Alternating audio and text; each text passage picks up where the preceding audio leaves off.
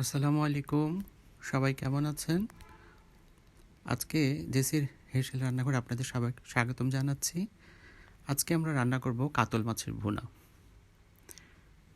প্রথমে কড়াইয়ে তেল দিয়ে তেলটা গরম করে নিচ্ছি। এ পর্যায়ে আমরা লবণ এবং হলুদ দিয়ে মেখে রাখা মাছগুলো দিয়ে দিব। মাছগুলো আমাদেরকে উল্টে পাল্টে সুন্দর করে ভেজে নিতে হবে। মাছগুলো কড়াই দিয়ে দিয়েছি। মাছ ভাজার জন্য অবশ্য লোহার কড়াই খুবই উপযুক্ত, খুব সুন্দর করে ভাজা হয়ে যায়। এ দেখুন কত চমৎকার করে ভাজা হচ্ছে। ভাজা হয়ে গেলে আমরা একটি পাত্রে মাছগুলো তুলে নিলাম। মাছগুলো খুব আস্তেই করে তুলে নিতে হবে যেন ভেঙে না যায়।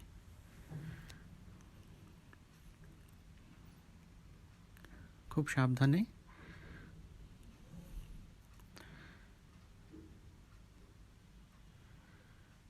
এরপর অন্য একটি কড়াইয়ে আমরা 3 চামচের মতো তেল দিয়ে দিলাম এবং দিয়ে দিলাম কেটে রাখা হাফ কাপ পেঁয়াজ কুচি।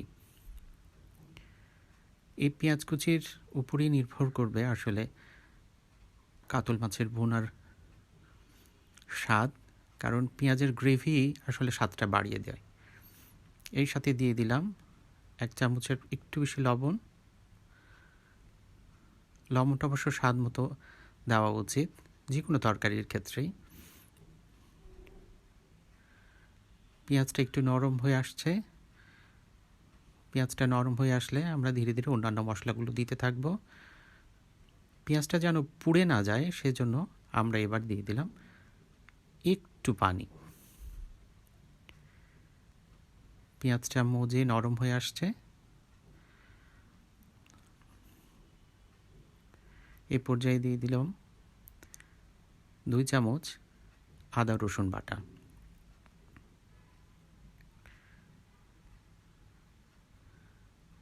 1 চামচ জিরা বাটা এবং 1 চামচ ধনিয়ার গুঁড়া। সেই সাথে 1 চামচ হলুদের গুঁড়া এবং 1 চামচ মরিচের গুঁড়া। অবশ্য মরিচের গুঁড়া আপনারা দিবেন যে যেরকম ঝাল খেতে পছন্দ করেন ঠিক তেমন। এবার আমরা মশলাটা খুব সুন্দর করে কষাবো।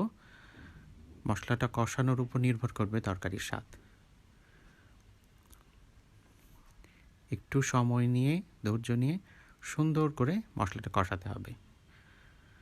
এই পর্যায়ে আমরা দিয়ে দিলাম টমেটো, 2টো ফালি করে রাখা টমেটো আমরা দিয়ে দিলাম। এবার মশলার সাথে টমেটোগুলো আমাদেরকে কষাতে হবে। টমেটো থেকে পানি বের হয়ে আসলে আমরা বুঝতে পারবো টমেটোটা ধীরে ধীরে নরম হয়ে আসছে। এরপর আমরা একটু পানি দিয়ে দেবো যেন মশলাটা পুড়ে না যায়। ধীরে ধীরে টমেটোটা নরম হয়ে আসলে আমরা এবার অন্য কিছু দিব। এরপর আমরা দিয়ে দিলাম মটরশুঁটি। প্রায় হাফ কাপ মটরশুঁটি দিয়েছি। এবার মটরশুঁটি আর টমেটোটা মশলার সাথে আমরা কষাতে থাকবো। যতক্ষণ না পর্যন্ত তেল বের হয় ততক্ষণ পর্যন্ত আমরা কষাবো।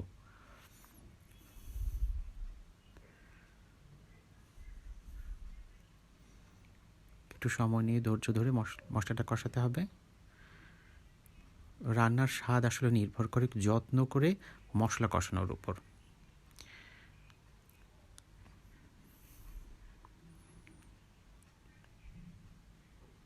হ্যাঁ দর্শক, আমরা মশলাটা কষাচ্ছি। এই দেখুন মশলা কষানোর পর কত সুন্দর হয়েছে রঙটা।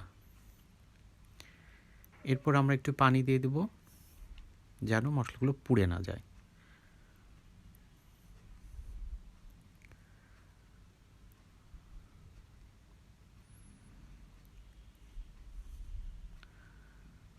মশলাটা কষে আসলে ধীরে ধীরে তেল ছেড়ে দেবে।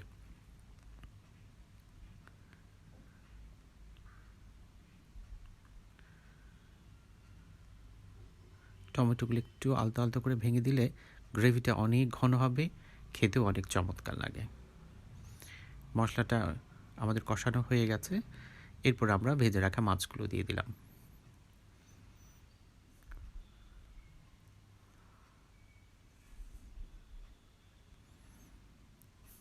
বাটিতে যে অবশিষ্ট তেল ছিল সেটাও দিয়ে দিলাম। এবার আমরা বাটিটা ধুয়ে একটু পানিও দিয়ে দিলাম। এই পর্যায়ে আমরা মশলাটার সাথে মাছগুলো কষাবো। একটু সময় নিয়ে কষাবো যেন মাছের মধ্যে সমস্ত মশলা, লবণ সব ঢুকে যায়। একটু ঝাঁকিয়ে ঝাঁকিয়ে দিচ্ছি। পুরো মাছের পিসগুলো সেট হয়ে গেল কড়াইয়ে। এরপর আমরা কষাবো, কিছুক্ষণ সময় নিয়ে কষাবো।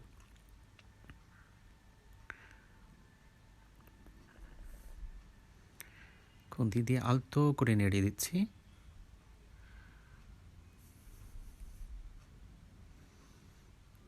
সুন্দর করে চারিদিকে মুছে মাছগুলো সেট করে দিলাম।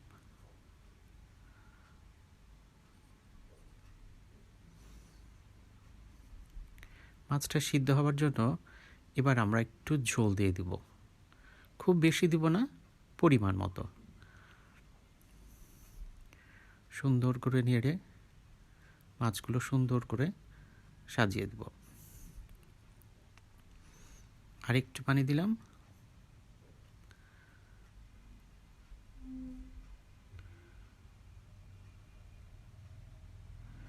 ঢেকে দিয়েছিলাম 5-7 মিনিটের জন্য। 5 থেকে 7 মিনিট পর ঢাকনাটা খুলে একটু ঝাঁকিয়ে দিচ্ছি যেন তলায় লেগে না যায়। এরপর যে খুব সাবধানে থাকতে হবে, সাবধানে নাড়তে হবে, কারণ খুন্তি ব্যবহার করলে অনেক সময় খুব সাবধানতার সাথে ব্যবহার করতে হবে যেন মাছগুলো ভেঙে না যায়।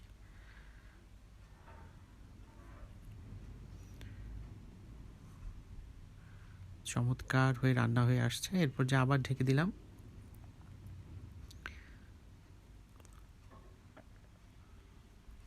ঢাকনা খুলে 3-4 মিনিট পর আমরা দিয়ে দিলাম ধনেপাতা কুচি।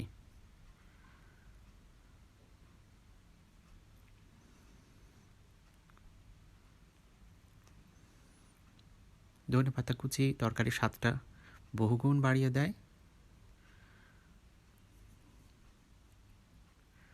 এবং সেই সাথে দিয়ে দিলাম 4-5টা কাঁচামরিচের ফালি।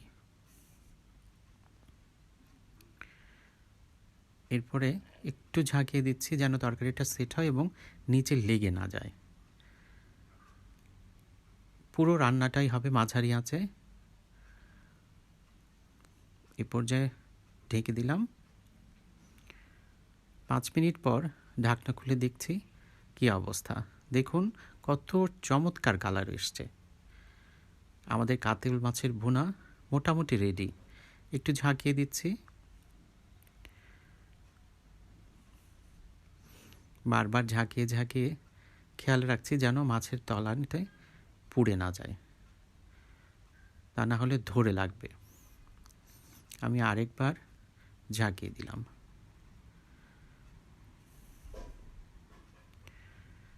এই পর্যায়ে দেখছি মাছের তরকারি কালারটা কত চমৎকার হয়েছে। আমাদের কাতল মাছের ভুনা রান্না প্রায় শেষ। কি চমৎকার হয়েছে কালার, অসম্ভব সুন্দর। এরপর আমরা পরিবেশন করব। চুলাটা নিভিয়ে দিলাম। এবার আমাদের পরিবেশনের পালা। দেখুন কি সুন্দর লাগছে, অসম্ভব সুন্দর, চমৎকার হয়েছে। আমাদের সাথেই থাকবেন, আমাদেরকে সাবস্ক্রাইব করবেন, লাইক, কমেন্ট, শেয়ার করে উৎসাহ দিবেন। Thank you.